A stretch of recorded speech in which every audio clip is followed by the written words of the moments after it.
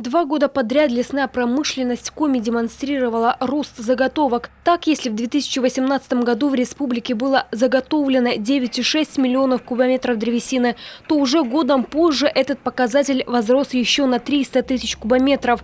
И это рекордные цифры, начиная с 90-х годов. На коми-древесину сегодня наблюдается устойчивый спрос. 95% природного материала перерабатывается в регионе, а 90% переработанной продукции идет на экспорт. Впрочем, начало 2020-го для лесозаготавливающих предприятий стало непростым. Сложная климатическая зима. Дороги уже в марте разбиты, а потому лес приходится вывозить на нижние склады. Справятся ли предприниматели со сложившейся ситуацией, зависит опять же от погоды, насколько лето будет благоволить работе. План по лесовосстановлению, если брать в общем по республике, с учетом тех объемов, которые сделали арендаторы наших лесов, выполнен за прошлый год на 126%.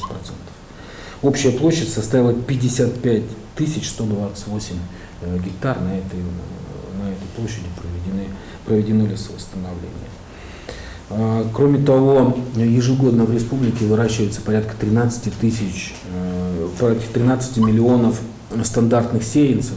Сейчас выращиванием сеянцев в основном занимается только лесопитомник лесопромышленного комплекса. Сегодня министерство рассматривает возможность реализации еще одного инвестиционного проекта. Он предусматривает строительство в одном из районов республики дополнительного питомника мощностью до 12 миллионов сеянцев в год. Под пристальным вниманием Минприроды и работа по установлению зон подтопления на территории республики. На кадастровый учет поставлены участки в селах Среднее Бугаево и Верхнее Бугаево Усть-Цилимского района, в населенных пунктах Дутово и Шердино Ухтыльского района, в Сыктывкаре местечко Заречье. Во избежание чрезвычайных ситуаций что-либо строить или возводить на этих территориях категорически запрещено. Впрочем, одно из самых крупных направлений работы Минприроды – мусорная реформа. Сейчас в Коми действуют 10 объектов захоронения отходов, которые внесены в федеральный реестр. Ряд полигонов работает как временные площадки накопления отходов. В целом по республике установлено 960 контейнеров раздельного сбора мусора и еще 52 урны для опасных отходов. К таким относятся батарейки и люминесцентные лампы. В 2020-м эта работа продолжится. В регионе появится еще 362 контейнера и 54 площадки в 6 муниципалитетах. Напомню, до 1 июня по поручению президента в каждом субъекте Российской Федерации должна появиться схема раздельного сбора отходов вплоть до каждого населенного пункта, для каждой деревни. Естественно, мы понимаем, что контейнерный сбор в удаленных и в деревнях не организовать.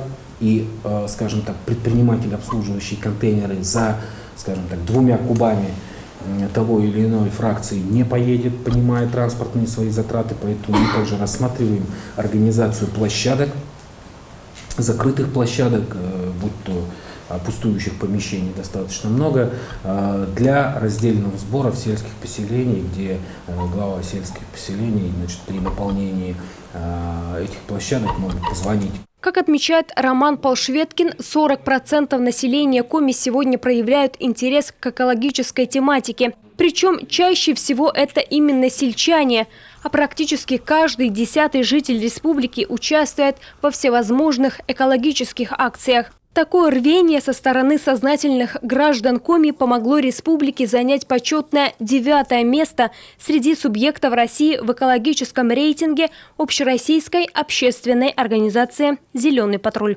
Анастасия Михайлова, Павел Фетисов, телеканал Юрган.